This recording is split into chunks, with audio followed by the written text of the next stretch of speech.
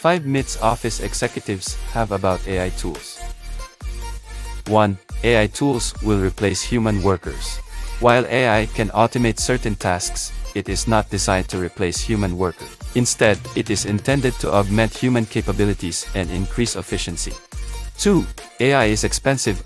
While some AI solutions can be costly, there are also many cost-effective AI tools available for small and medium-sized businesses.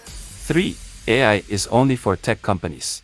AI technology can be used in a wide range of industries, including finance, healthcare, transportation, and many more. 4. AI is only used for specific tasks. AI can be used for a wide range of tasks, including data analysis, customer service, and decision-making. 5. AI will make all decisions. AI can assist in decision-making, but the final decisions are still made by the human operators. AI can help with data-driven insights, but the human has to interpret, validate, and decide. Follow for more AI content.